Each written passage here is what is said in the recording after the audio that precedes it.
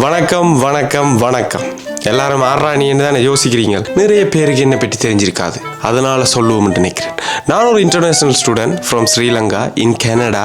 நித்திர வேலை படிப்பு நித்திர ரிப்பீட் என்ற ஒரு லூப்புக்குள்ளே சிக்கி மாட்டி முழுசி திணறி இப்போ அதுலேருந்து மெதுவாக வெளியே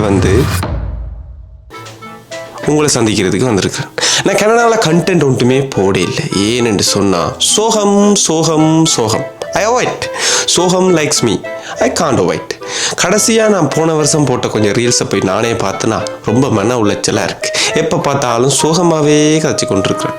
அதான் நானா? இல்லை, அது நான் இல்லை, அது வேற ஒருத்தன். இப்போ நான் திரும்பி வந்திருக்கிறேன், இதான் நான். ஸோ இங்கே நாங்கள் என்ன கதைக்க போகிறோம்னு சொன்னால் எல்லாத்தையும் கதைக்க போகிறோம். என்ன எல்லாம் தோணுதோ எல்லாத்தையும் கதைச்சி தள்ள போகிறோம். ஒன்றுக்கும் இடம் விடுறதா இல்லை, எல்லாத்தையும் கதைக்க போகிறோம். எல்லாத்தையும் கதைக்க போகிறோம். என்ன எல்லாத்தையும் கதைக்க போகிறீங்க?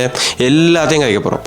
முக்கியமாக நிறைய விஷயம் கதைக்க வேண்டியிருக்கு. எங்களுக்கு நிறைய கருத்துக்கள் வரும். நிறைய விஷயங்கள்ல அந்த கருத்துக்களையும் அப்படியே சொல்லிக்கொண்டு அதோட சினிமா பற்றி கதைக்க போகிறோம்.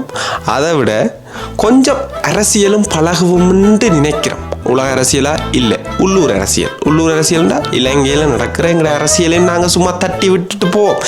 அரசியல்வாதி இல்லை நான், எனக்கு நிறைய அரசியல் தெரியாது. ஆனால் தெரிஞ்சதை கதைப்போம், அப்பப்போ கதைப்போம். உடனே கதைக்க மாட்டோம். எப்பப்போ சம்பவம் நடக்குதோ அப்பப்போ கதைப்போம். ஸோ தொடர்ந்து கதைப்போம், ஃபாலோ பண்ணிடுங்க.